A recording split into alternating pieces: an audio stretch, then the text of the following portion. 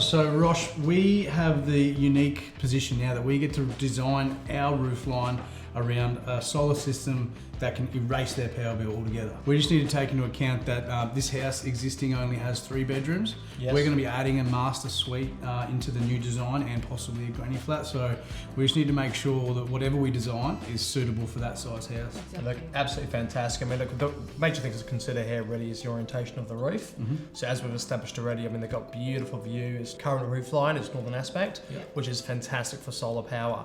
And I know sometimes in the design process, I mean, in terms of what you've got in your eyes, it may not necessarily be that way. So I guess it's really comes down to, how you guys would like to see that roof look. And then based on that one, we can come up with a solution. Well, I think we're going to basically keep this a similar roof line. It's obviously going to be higher because we're going 2 stories high, but it might even be split in the middle because they want to get a void in the middle of the house, to create the house going around that void. So we might be able to put solar panels either side of that void with the north-facing orientation. So I had a look at the bill that you guys sent me before, which is absolutely fantastic. So thanks for doing so. I'll put that into one of our calculators just to assess what size system they'd need. What we'd like to be recommending for this particular property is the Longi Solar panels. They've got an absolutely amazing panel. It's around 415 watts, which gives it way more efficiency per panel.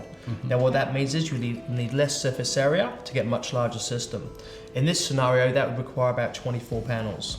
Okay. Yeah, as long as we can get them, a $0 electricity bill. I mean, that's the main aim. And that's what makes Longi Solar so good. I mean, it's such an efficient panel, and now they come in sizes up for 415 watts. It just means you can get, more power from a less surface area. All right, well, now we need to go and see if we can fit 24 panels on our roof. more if you can. Yeah, okay, we'll give it a go. Bigger is definitely better when it comes to solar.